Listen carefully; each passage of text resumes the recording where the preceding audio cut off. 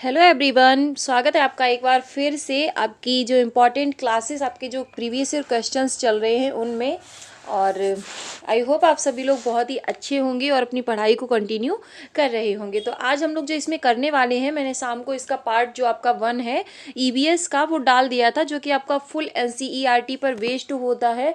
और अभी जो हम इसमें करने वाले हैं वो आपका पार्ट 2 होगा यहाँ पे। और पार्ट 2 में आपका क्या होगा, पेडागोजी जो आपकी रिलेटेड होती है किससे, ईवीएस से, उसको हम समझेंगे, करेंगे और देखेंगे कि क्वेश्चन किस प्रकार से पेपर में आपको मिलने वाले हैं। तो चलिए फिर स्टार्ट करते हैं हमारी आज की क्लास को। सब्सक्राइब नहीं किया है तो कर लीजिए, क्योंकि इस तरीके की इंपॉर्टेंट वीडियो आपको यहाँ पर मिलती रहेंगी।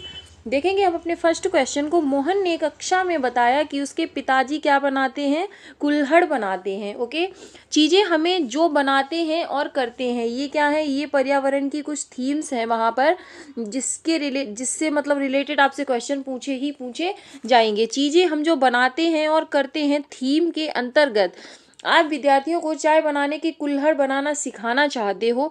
आपने निम्नलिखित में से कौन से संसाधन का उपयोग करेंगे। ओके, तो देखेंगे हम यहाँ पे फर्स्ट ऑप्शन है हमारा सामुदायिक संसाधन, सेकंड है तकनीकी संसाधन, और उसके बाद आपका है मीडिया संसाधन और प्राकृतिक संसाधन।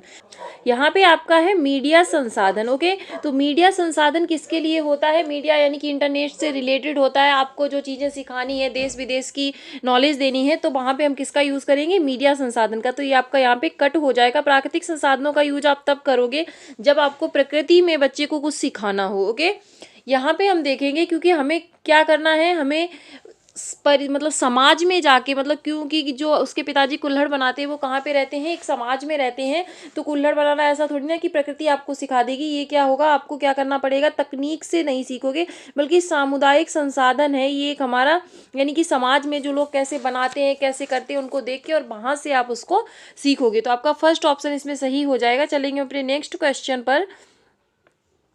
निम्नलिखित में से कौन सा कथन विज्ञान का सर्वोत्तम वर्णन करता है। अब यहाँ पे इन्होंने क्या पूछा है आपसे कि जो आपका ये चल रहा है इसमें कौन सा ऐसा कथन है जो विज्ञान को मतलब एकदम बेस्ट उसकी डेफिनेशन देता है। तो देखेंगे हम यहाँ पर है आप, विज्ञान सुव्यवस्थित ज्ञान एवं स्थिर है।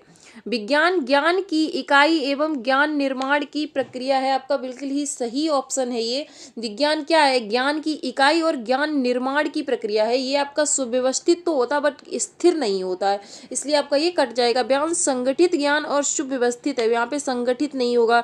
विज्ञान संगठित ज्ञान की इकाई एवं गत्यात्मक है। तो आपका जो बेस्ट ऑप्शन है वो क्या है, विज्ञान ज्ञान की इकाई एवं ज्ञान निर्माण की एक प्रक्रिया है। यानी कि अगर आपसे विज्ञान के उस पर्पज से पूछा जाए तो आपकी जो मोस्ट इंपॉर्टेंट विधि होगी वो आपकी होती है खोज विधि। ओके, चलेंगे हम अपने नेक्स्ट क्वेश्चन पे। नेक्स्ट क्वेश्चन को देखेंगे यहाँ पर।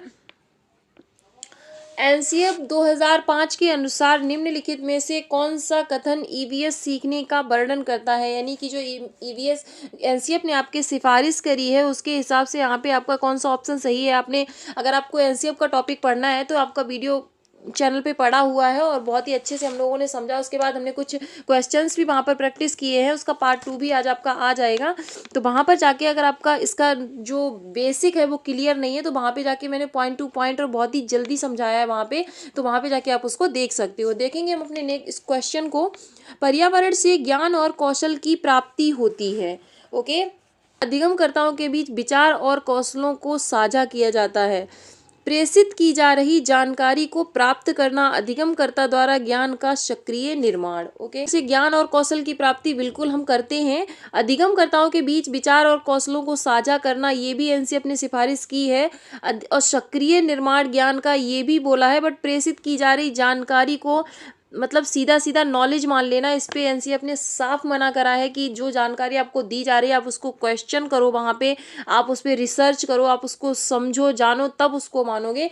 तो यहाँ पर जो आपका ऑप्शन है वो सी गलत है, तो जिसमें सी नहीं होगा वही आपका सही हो जाएगा। ओके, तो इसमें भी सी है गलत है, सी नहीं होगा, सी नहीं होगा।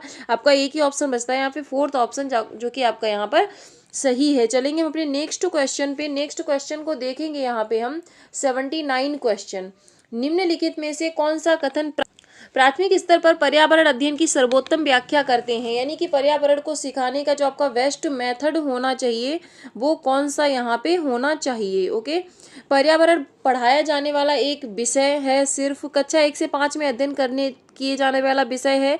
बालक के परिवेश से संबंधित एक विषय है। पर्यावरण क्या होता है? पर्यावरण बालक के परिवेश से संबंधित एक मोस्ट इम्पॉर्टेंट विषय है, जिसमें कि आप बालक को उसके जो परिवेश से रिलेटेड चीज़ें होती हैं उनके बारे में उसे समझाया जाता है। ओके, तो आपका ऑप्शन इसमें कौन सा सही हो जाएगा?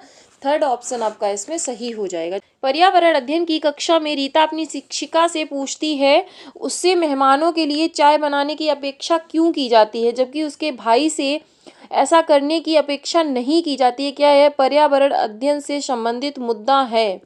नहीं, क्योंकि ये विद्यार्थी की सृजनात्मकता को पोषित करता है। तो फिर ये नहीं क्यों होगा भाई? जब पोषित करता है तो होना चाहिए।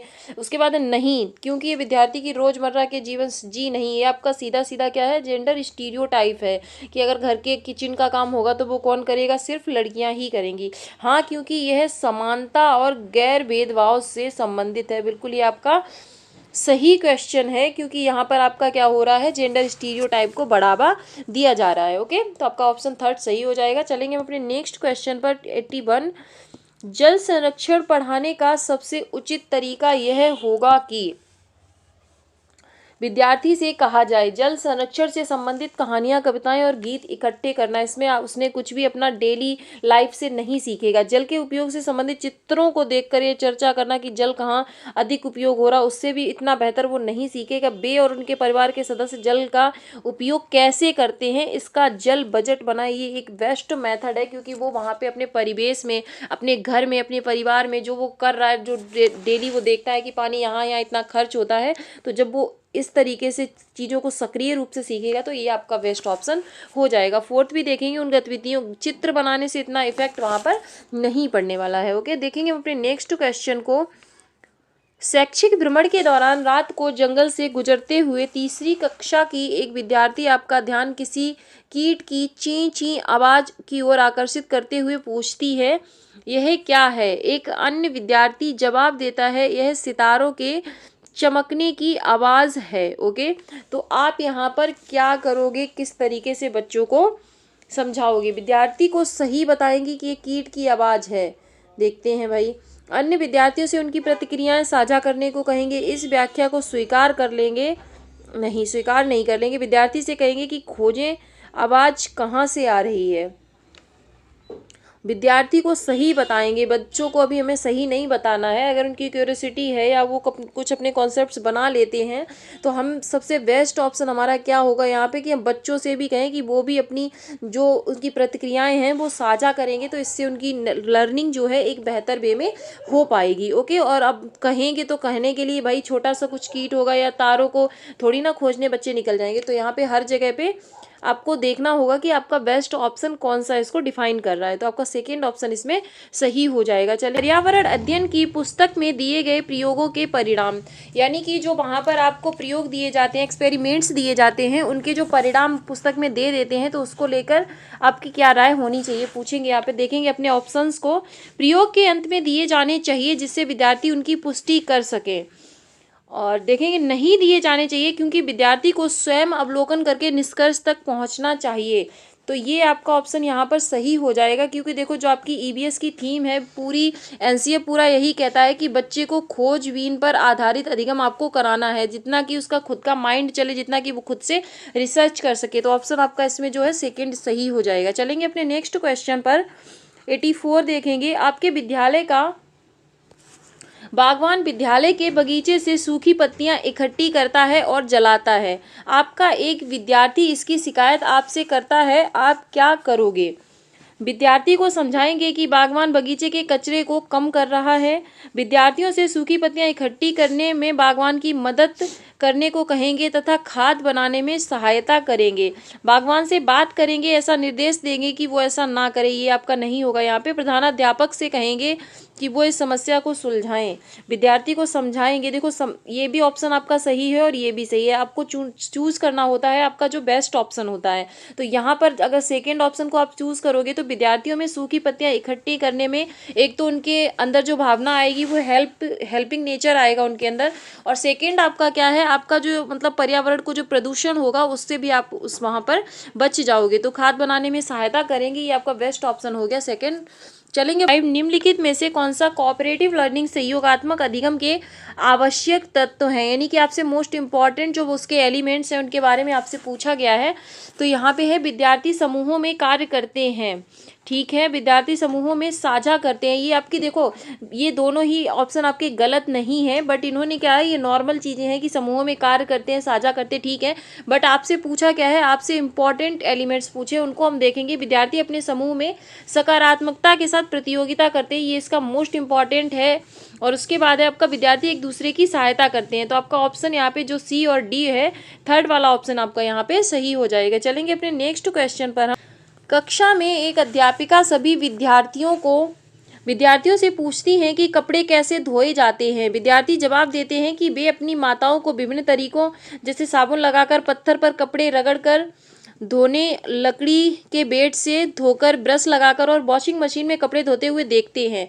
निम्नलिखित में से कौन से कथन अध्यापिका द्वारा चर्चा करवाए जाने की सर्वोत्तम व्याख्या है, यानी कि वो जो डिस्कशन वहाँ पे चल रहा है वो अध्यापिका क्यों करा रही है, उनका पर्पस वहाँ पे क्या है। ओके, विद्यार्थियों की सामाजिक असमानता को उजागर करने के लिए, तो कभी भी एक टीचर का ये उद्देश्य नहीं होता है कि बच्चों में वो असमानता उजागर करे। ओके, विद्यार्थियों को घर के अनुभवों पर चिंतन करने के लिए प्रेरित करना, बिल्कुल सही बात है, क्योंकि वो क्या कर रही है, वो बता रही हैं कि आपके घर में मतलब किस किस टाइप से कपड़े धुले जाते हैं। तो वो क्या कर रही हैं, अनेकी विद्यार्थियों को रियल लाइफ लर्निंग से जोड़ रही हैं। वहाँ पर कपड़े कैसे धोए जा सकते हैं इसके लिए विविध संदर्भ प्रदान करने के लिए। ओके, नेक्स्ट है उन्हें कपड़े धोने की प्रक्रिया को सिखाने के लिए। तो यहाँ पे आपके ये तीनों ही ऑप्शन सही हैं। तो आपका जो एक गलत है, तो जहाँ पर भी ए होगा वो आपका ऑप्शन यहाँ से कट जाएगा। ओके, यहाँ पर ये नहीं है और आप उसके बाद ये भी नहीं है, यहाँ पे सी डी नहीं, बल्कि आपके ये तीनों ऑप्शन सही है। तो आपका ऑप्शन इसमें 2 सही हो जाएगा। चलेंगे अपने नेक्स्ट क्वेश्चन पे। नेक्स्ट है आपका 87। निम्नलिखित में से कौन से कथन रचनावादी यानी कि कंस्ट्रक्टिविस्ट कक्षा कक्ष के अध्यापक की भूमिका का वर्णन करते हैं। रचनावादी यहाँ पे जहाँ पर बच्चे को रचना करने यानी कि लर्निंग बाय डूइंग से सीखने के अवसर दिए जाएं, पढ़ना और ज्ञान की व्याख्या करना। ओके, उसके बाद है विद्यार्थियों को ज्ञान निर्माण हेतु प्रेरित करना, ये आपका यहाँ पे बिल्कुल ही सही है। प्रश्न करना और व्याख्या करना, विद्यार्थियों को व्याख्या करने हेतु प्रेरित करना, यहाँ पे तो आपका बी और डी जो ऑप्शन है आपका सही हो जाएगा। क्योंकि देखो, हम बच्चे को सिर्फ बता दें और उसकी व्याख्या कर दें तो वो उनके लिए इतना इंपॉर्टेंट नहीं होता है।